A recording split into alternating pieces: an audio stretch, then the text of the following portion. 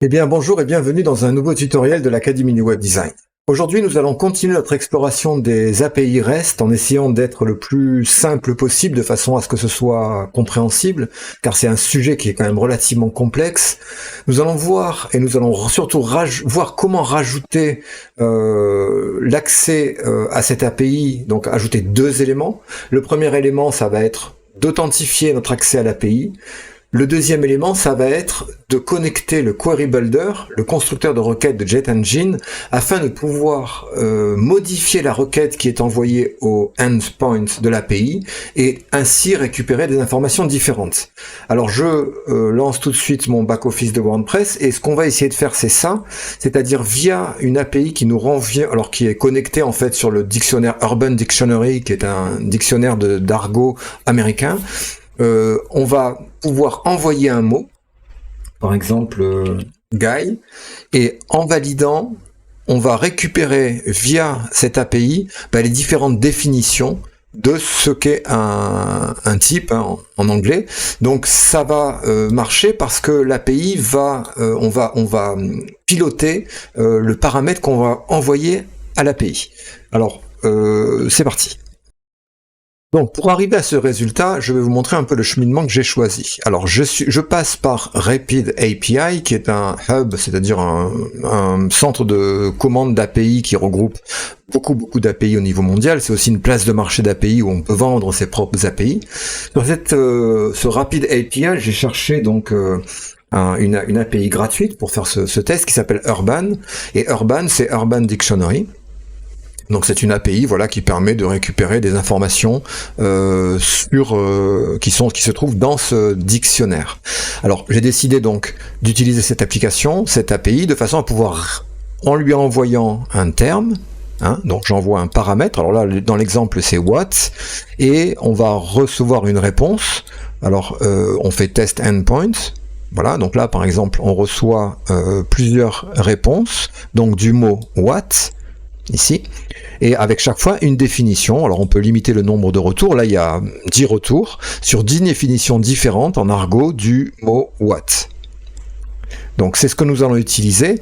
Alors pour ce faire, donc j'ai créé mon compte sur Rapid API, de façon à surtout avoir accès à ma clé API, puisque pour cette démonstration, nous allons nous authentifier avec JetEngine, ce que nous n'avions pas fait la fois précédente. Alors la première opération qui va être importante, c'est d'activer dans les paramètres de JetEngine REST API Listings, c'est-à-dire la possibilité de connecter la réponse d'une API à un listing JetEngine, et de façon aussi également à pouvoir créer un endpoint. Donc on va devoir créer un point de terminaison, on va dire en français plutôt, un point de terminaison. Alors en cliquant ici, j'ai un point de terminaison de cette API Urban Dictionary. Alors le point de terminaison, on va le trouver en fait ici, c'est-à-dire c'est ce point de terminaison là que nous allons utiliser. Alors je vais créer donc ici, j'ai créé un point que j'ai appelé Rapid API, donc le nom, j'ai donné ce nom-là, et le point de terminaison que nous allons utiliser, c'est celui-ci, c'est exactement celui qui se trouve ici dans l'URL des options, parce que c'est un tableau d'options en fait qui est passé à cette API, donc ça c'est le point de terminaison. Ensuite, le item pass, alors ça c'est dans quelle structure de données la réponse va enregistrer ces informations. Donc en fait quand j'ai un retour de données, ici si je fais test endpoint, l'API me renvoie 10 résultats, mais on voit que les résultats sont pas au niveau 0, c'est-à-dire qu'il renvoie en fait une liste, et cette liste c'est un tableau composé de 10 éléments. Donc chaque fois structuré, définition, permalien, etc., etc. Donc c'est pour ça que là, dans le retour item pass, on a le nom en fait de la liste. Ça s'appelle liste ici. Et c'est important de le mettre parce que sinon on n'arrivera pas à accéder aux informations. Ensuite, on a ici la possibilité d'autoriser ou pas. Donc la dernière fois nous n'avions pas autorisé parce qu'on n'avait pas besoin de s'autoriser. Là j'utilise une autorisation puisque c'est un Rapid API, c'est un système sécurisé. Donc j'ai ici une clé que je vais donc ici en activant rentrer ici, et l'auth en fait c'est la même chose que ça en fait, c'est l'URL de l'endpoint ici. Donc ça, c'est là à quel endroit on va récupérer les informations, donc ici. Et là, c'est quelle est l'URL de la REST API, donc c'est la même, hein, ici. On touche à rien d'autre, on envoie une requête, alors attention, bed request, ça c'est pas grave, puisque nous de toute façon on va piloter la requête. Ce qu'on veut surtout c'est connecter, et ça, connecter, ça va nous assurer que cette API, donc le point de terminaison fonctionne bien. Et là on a fait la première étape. Pour la deuxième étape, donc on se retrouve sur la page de résultats.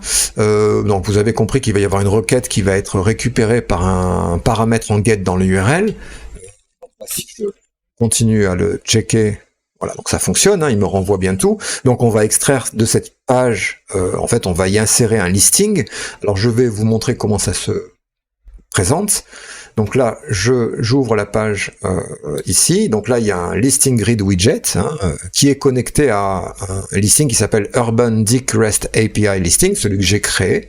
Et je vais tout de suite vous montrer donc ce listing dans JetEngine Listings, et tout de suite vous allez voir que ce Urban Dict REST API Listing ici est connecté. La source n'est pas un CCT, un CPT ou une requête même, c'est un point de terminaison d'API, REST API Endpoint, puisque lorsque l'on crée un nouveau listing dans JetEngine, et je vous montre juste l'interface, on a dans la source la possibilité de le connecter à plusieurs types de données différentes, mais on a également la possibilité de le connecter à un point de terminaison.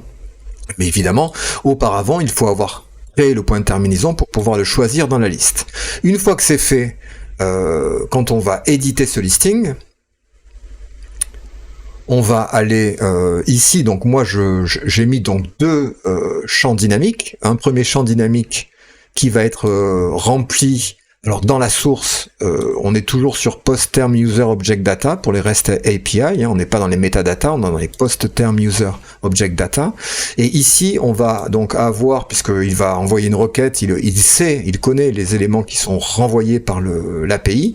Donc là, on a notamment word, qui est le mot recherché.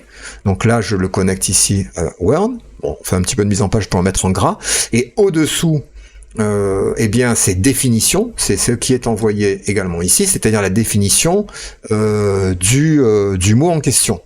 On a d'autres informations qu'on pourrait récupérer, notamment l'auteur. Par exemple, si je veux connaître l'auteur de cette définition, eh bien, il me suffit de dupliquer ce dynamic field et d'aller le connecter ici à author. Et donc, voilà, ça va me retourner l'auteur de cette définition. Et puis, on a tous les autres champs qui sont retournés par l'API. Alors on a même un champ exemple, par exemple, où là il va nous donner pour le mot what des exemples de phrases qui illustrent ce mot. Donc là, bon, je vais laisser comme ceci, par exemple, et je vais mettre à jour mon listing. Alors dans les paramètres, vous pouvez toujours accéder ici hein, pour vous rappeler à quoi est connecté votre listing ou changer même le type de connexion. Vous les avez ici, et là vous avez le endpoint ici. Là c'est pour la preview, bon ça sert surtout pour des mises en page, ça on va pas l'utiliser. Voilà, donc là je mets à jour mon listing, et donc on se retrouve donc à l'utilisation de ce listing sur la page sur laquelle il va se trouver. Alors on se retrouve donc sur la page où j'ai inséré mon listing widget, il est connecté à mon Urban Dict REST API. Alors dans les paramètres, on n'a pas grand chose de particulier.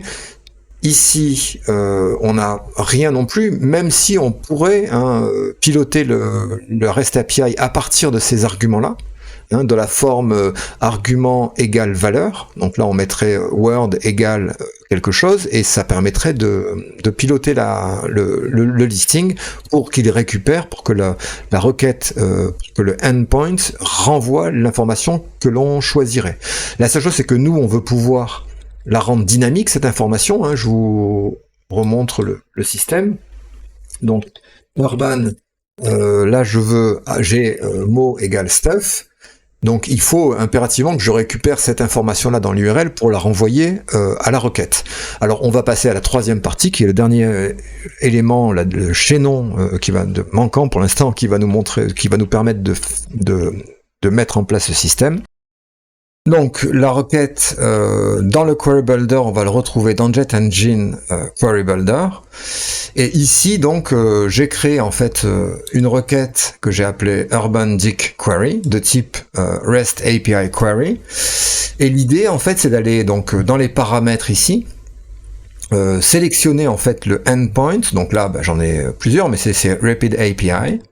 Et créer une nouvelle requête en fait où l'idée ça va être de setter le terme. Donc ça va être le terme c'est le nom qu'attend ici la requête, hein, puisque ça doit être passé dans un paramètre qui s'appelle terme et on va passer dedans donc le mot que l'on recherche. Donc je vais créer donc cette key terme, je vais lui envoyer comme valeur, alors non pas une valeur statique, puisque sinon ça me renverrait toujours le même mot, mais je vais aller en fait ici, dans les macros de Jet Engine, ici, chercher la macro Query Variable, ici. Query Variable c'est celle-ci, c'est-à-dire une variable de requête en get, et cette variable de requête, je vais cliquer dessus, et je vais l'envoyer. Alors on pourrait mettre terme aussi, hein. Moi j'ai mis mot, mais en fait on met ce qu'on veut. C'est en fait le mappage est fait ici, c'est-à-dire que moi dans l'URL je vais lui envoyer ici urban, donc je vais lui envoyer un paramètre qui est mot, comme ceci, un mot égale stuff. Et ce qui va se passer, c'est qu'elle va récupérer ici dans cette variable mot et elle va la mapper pour l'envoyer dans l'API sur le mot terme. C'est ce que l'API attend, puisque l'API elle attend exactement ce terme-là. Et donc du coup, ça me permet de rendre la requête dynamique. Et il y aurait d'ailleurs plusieurs possibilités ici, hein, puisqu'on a pas mal de macros différentes qu'on pourrait mapper sur des informations internes de WordPress aussi également. Sur une valeur, par exemple, une valeur qui serait setée dans les options. Bon, moi j'ai pas créé de valeur dans les options, mais on pourrait très bien imaginer une option et avoir la requête qui soit construite dynamiquement avec cette option-là. Donc ça, c'est très intéressant. Et du coup, une fois que c'est fait, eh bien, je mets à jour ma requête. Et ensuite, je n'ai plus qu'à utiliser le système là qui fonctionne très bien. Hein, il y a aucun souci. Alors après, je peux limiter le nombre de réponses, je peux faire beaucoup de choses. Mais le principe de cette vidéo, c'était surtout de vous montrer que la base de tous ces systèmes de REST API, etc., c'est d'avoir une méthodologie qui soit bien en place afin de ne pas avoir de problème et de beaucoup tester.